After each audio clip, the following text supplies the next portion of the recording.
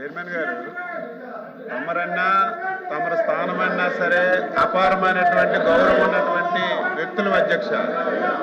మేము మీకు అన్ని అధికారాలు ఉన్నాయి. సభ సాంప్రదాయంగా జరగాలి. ప్రతిరోజు కూడా సభ్యులందరూ మీ చుట్టూ మూగి ఈ రకంగా చేయడం మంచి విధానం కాదు అధ్యక్ష.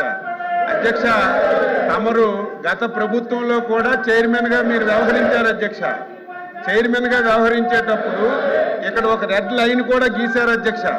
రెడ్ లైన్ గీసి ఎవరైనా అపోజిషన్ సభ్యులు రెడ్ లైన్ గీసి లోపలికి వస్తే ఇమీడియట్గా సస్పెండ్ చేసేవారు అధ్యక్ష. ఈరోజు మీరు సస్పెండ్ చేయమని చెప్పడం లేదు. మీరు ప్రతిరోజు ఇదే జరుగుతున్నప్పుడు ఫుల్ పవర్స్ మీకు ఉండేటప్పుడు మీరు యాక్షన్ తీసుకోండి అధ్యక్ష. మిమ్మల్ని కించపరచాలని కాదు అధ్యక్ష, మీకు ఫుల్ పవర్స్ ఉన్నాయి. ఇది 3వ రోజు.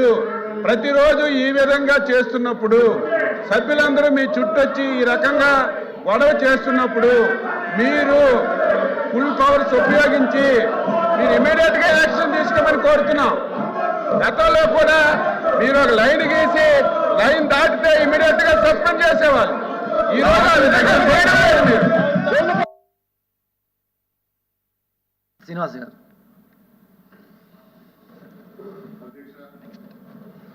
ఈరోజు మీరు వైస్ చైర్మన్గా ఎన్నిక కావటం, మరి వైఎస్ జగన్మోహన్ రెడ్డి గారు ఈ ఉన్నత స్థాయిని మీకు మా అందరిలో ఒక సభ్యులైనటువంటి మీకు ఈ అవకాశాన్ని కల్పించడం, వారికి ధన్యవాదాలు తెలియజేస్తూ మీరు ఈ స్థానంలో కూర్చున్నందుకు మీకు అభినందనలు తెలియజేస్తున్నాం. ఒక సభ్యుడిగా మీరు చూపించినటువంటి చొరవ బ్రహ్మాండంగా మీరు ఇంతవరకు సభ్యుడిగా మీ తాలూకా బాధ్యతల్ని నిర్వర్తించారు. మరి ఈరోజు వైస్ చైర్మన్గా కూడా మరిన్ని బాధ్యతలు మీ భుజస్కంధాల పైన పడ్డాయి. అధ్యక్ష, ఈ సభ నిర్వహించడానికి ఎన్ని వ్యయ ప్రయాసాలు, ఎంత వ్యయం అవుతుంది, అలాగే సభ్యులందరూ ఇక్కడికి రావటానికి ఎన్ని వ్యయ ప్రయాసాలు కూర్చి ఇక్కడికి వచ్చాం. ఎందుకు వచ్చాం అధ్యక్ష? ప్రజల్లో చాలా సమస్యలు ఉన్నాయి అధ్యక్ష. ప్రజలు మాకు తెలియజేస్తున్నారు అధ్యక్ష. ఈ ప్రభుత్వం ఏర్పాటు 2.5 సంవత్సరాలు అయింది అధ్యక్ష. వ్యవసాయం సర్వనాశనం చేశారు అధ్యక్ష. ఆ పెద్ద మనిషి వచ్చాడు, ఇప్పుడు ఎందుకు రాడు అధ్యక్ష? దమ్ముంటే రమ్మనండి అధ్యక్ష, మీరు పిలవండి అధ్యక్ష. ఆ సభ ఎవరైతే అగ్రికల్చర్ మినిస్టర్గా ఉన్నాడో అచ్చెన్నాయుడు అనేవాడు, ఆంబోత్ అధ్యక్ష, సారీ క్షమించండి, అది గతంలో మేము పెట్టిన పేరే అధ్యక్ష, సార్థక నామధేయం అయింది. ఈరోజు హౌస్ అంతా కూడా అదే గట్టిగా చెప్పారు. ఆ వ్యక్తి నియోజకవర్గంలో ఒక పేద మహిళ క్యూలో నిలబడ్డారన్న యూరియా దొరక్క ఆ పేద మహిళ ఆ తొక్కిసలాట్లో పడి మరణించారు అధ్యక్ష. ఇది సాక్షాత్ వ్యవసాయ శాఖ మంత్రి నియోజకవర్గం, టెక్కలి నియోజకవర్గం, నందిగాం మండలం, పెదలవునిపల్లి అనే గ్రామంలో జరిగింది అధ్యక్ష. ఇంతకన్నా ఘోరం ఏంటి కావాలి అధ్యక్ష? వ్యవసాయానికి సంబంధించి యూరియా సప్లై లేదు, డిఏపి లేదు, పొటాషియం లేదు, వరి చేలు అయితే రంగు మారిపోతున్నాయి, చాలా దగ్గర పండించిన పంట గిట్టుబాటు ధర లేదు అధ్యక్ష. జగన్మోహన్ రెడ్డి గారు ప్రతి ఎకరాకు కూడా ఇన్సూరెన్స్ కట్టి, ప్రతి ఎకరాకు కూడా ఎరువులు, పురుగు మందులు, విత్తనాలు ముందస్తుగానే అంచనాలు వేసి అవన్నీ సప్లై చేసి గిట్టుబాటు ధరలు కూడా ఇచ్చి రైతన్నకు సంతోషపరిచినటువంటి రోజులు అధ్యక్ష. ఆ రోజుల నుంచి ఈ రోజుల్లోకి వ్యవసాయం, ఈ ప్రభుత్వం 2.5 ఏళ్లలో అధికారంలోకి వచ్చిన తర్వాత వ్యవసాయం సర్వనాశనం చేశారు. అవన్నీ మాట్లాడాలి అధ్యక్ష. అలాగే ఆరోగ్యశ్రీ సర్వనాశనం చేశారు. ఆరోగ్యశ్రీ కోసం ఒక రోగి ఆసుపత్రికి వెళ్తే నీ రోగానికి ఆరోగ్యశ్రీ నుంచి ఎటువంటి డబ్బులు రావు కాబట్టి నీకు ఆపరేషన్ చేయలేమని నిర్ద్వందంగా చెప్తున్నారు అధ్యక్ష. ఆసుపత్రుల్లో ఆరోగ్యశ్రీ సర్వనాశనం అయిపోయింది అధ్యక్ష. నాడు నేడు విద్య మంటగలిపారు అధ్యక్ష. ఇవన్నీ మాట్లాడాలని మేము వస్తే ఇది 3వ రోజు అధ్యక్ష. ఈ రోజు వరకు కూడా 1 నిమిషం అధ్యక్ష. మొదటి రోజు 8 నిమిషాలు, 2వ రోజేమో 11 నిమిషాలు, 3వ రోజేమో ఏదో మీరు రోజు వైస్ చైర్మన్ అయ్యారు కాబట్టి ఆ మాత్రం మాట్లాడే సమయమైనా దొరికింది అధ్యక్ష. ఈ విషయాలనే చెప్పుకోగలుగుతున్నాం అధ్యక్ష. మాట్లాడదామంటే అవకాశం లేదు. ఎల్ఓపి గారిని, ఆయన సీనియారిటీ ఎంత అధ్యక్ష? ఉభయ రాష్ట్రాలు కలిసి ఉండేటప్పుడు కూడా మంత్రిగా చేసిన సీనియర్ అధ్యక్షులు అధ్యక్ష. ఉత్తరాంధ్రకు చెందిన ఒక పెద్ద నాయకుడు అధ్యక్ష. ఈ రాష్ట్రంలో పేరు ప్రఖ్యాతులు ఉన్నటువంటి నాయకుడు అధ్యక్ష. అలాంటి వ్యక్తిని ఎల్ఓపి గారు మాట్లాడుతుంటే చాలా దౌర్భాగ్యంగా, చాలా నీచంగా ఒక మాట వాడాడు అధ్యక్ష. దాన్ని మేము తీవ్రంగా ఖండిస్తున్నాం అధ్యక్ష. ఆ వ్యక్తిని మేము ఎన్నైనా పేర్లు పెట్టి పిలుస్తాం అధ్యక్ష, పెద్ద సమస్య ఏం కాదు.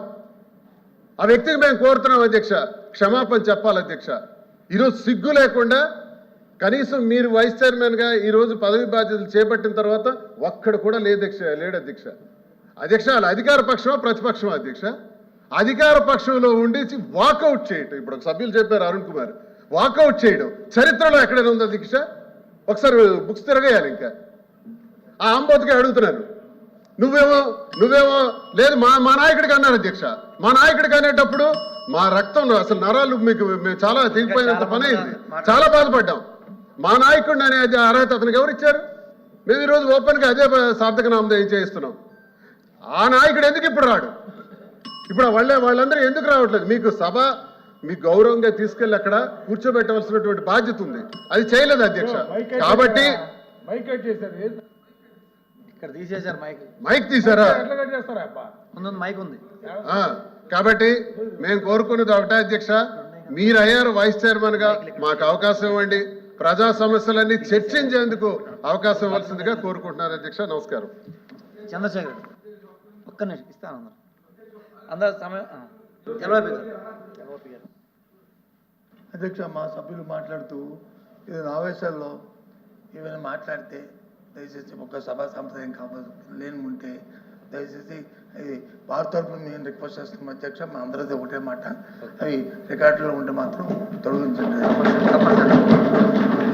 చంద్రశేఖర్ రెడ్డి గారు తక్కువ సమయం ఉంది కాబట్టి ఇంకా చాలా మంది ఉన్నారు.